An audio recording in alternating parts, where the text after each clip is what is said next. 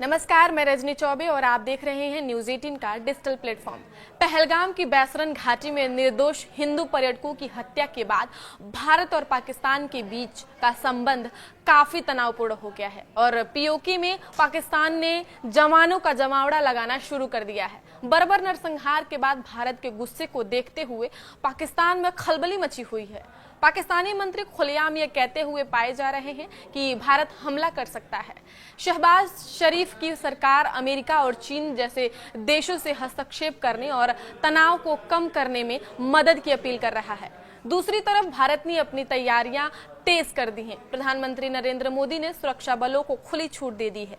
पहलगाम नरसंहार के बाद मोदी कैबिनेट की आज यानी 30 अप्रैल को अहम बैठक होने वाली है, जिसमें कई बड़े फैसले लिए जा सकते हैं। बुधवार को ही cabinet committee on security CCS की भी अहम बैठक होने वाली है। इसमें मौजूदा हालात और आगे उठाए जाने वाले कदम को लेकर बड़े फैसले लिए जा सकते हैं। जम्मू कश्मीर नेशनल कॉन्फ्रेंस के राष्ट्रीय अध्यक्ष और जम्मू कश्मीर के पूर्व मुख्यमंत्री फारूक अब्दुल्ला ने पहलगाम आतंकी हमले के बाद भारत सरकार को समर्थन देने की बात कही है।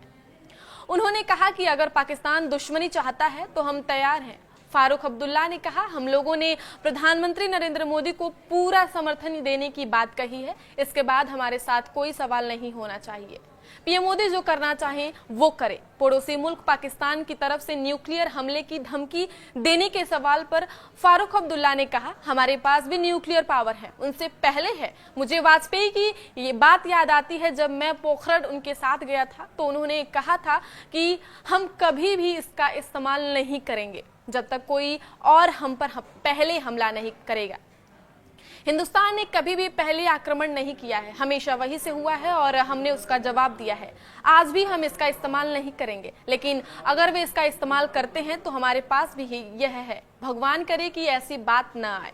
कांग्रेस की अपनी पार्टी के नेताओं को नसीहत। पहलगाम आतंकी हमले को लेकर हो रहे बयानबाजी के बीच कांग्रेस ने अपने नेताओं को सर्कुलर जारी किया है। कांग्रेस के महासचिव केसी वेणुगोपाल ने पार्टी के नेताओं, पदाधिकारियों और कार्यकर्ताओं को कहा है कि पार्टी लाइन से हटकर कोई भी बयान नहीं दे। आतंकी हमले को लेकर गहरी शोक संवेदना प्रकट करते हुए कांग्रेस ने अपने नेताओं को कहा कि वे केवल कांग्रेस कार्य समिति की 24 अप्रैल को संपन्न हुई बैठक में पारित आधिकारिक प्रस्ताव के अनुरूप ही सार्वजनिक बयान दे। पार्टी के महासचिव केशु वेणुगोपाल द्वारा जारी आधिकारिक संदेश में कहा गया है कि यह समय एकता, परिपक्वता और जिम्मेदारी के साथ राष्ट्र के साथ खड़े होने का है। कांग्रेस पार्टी ने स्पष्ट किया है कि कांग्रेस कार्य समिति प्रस्ताव ही इस संवेदनशील मुद्दे पर पार्टी की एकमात्र सार्वजनिक अभिव्यक्ति होगी।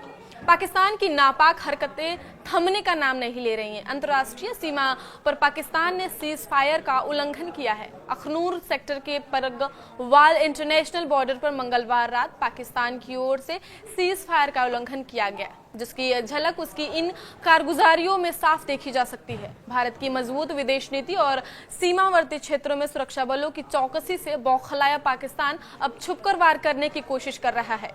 परगवाल रणनीतिक दृष्टि से बेहद संवेदनशील है और चेनाब नदी के किनारे स्थित है। सुरक्षा बलों ने पाकिस्तान को मुंहतोड़ जवाब दिया।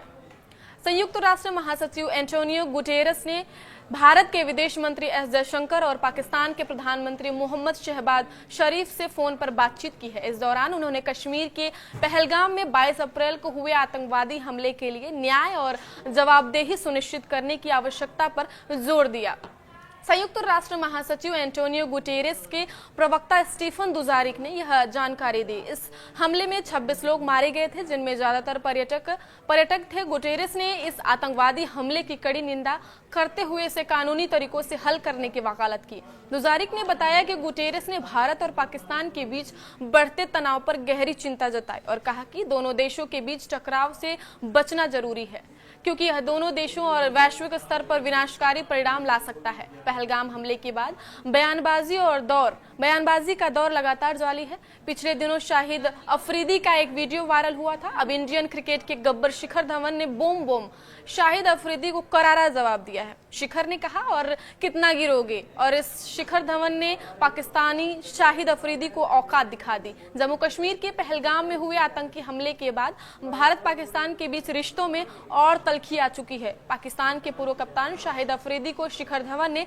लताड़ लगाई है। बॉलीवुड के मशहूर गीतकार पत्रकार जावेद अख्तर ने कहा वहां की सत्ता कहती है कि इसमें उनका कोई हाथ नहीं था। क्या यह विश्वास करने लायक है कि ऐसे लोग यहां आए, ऐसा किया और अब वे कहां चले गए? यह कहना है कि उनका इससे कोई लेना देना नहीं है, यह बात यकीन करने लायक नहीं है। ये क्या कर रहे हैं, इससे आपको क्या मिलेगा? आप बेकसूर पर्यटकों को गोली मार रहे हैं। मुझे समझ में नहीं आता कि इससे आपको क्या मिलेगा।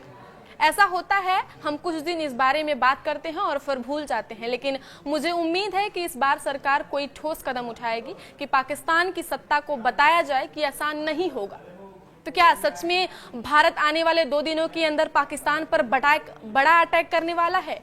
आपको क्या लगता है? कमेंट बॉक्स में जरूर बताएं। आगे की खबरों के लिए देखते रहिए न्यूज़ 18 का डिजिटल प्लेटफॉर्म। धन्यवाद।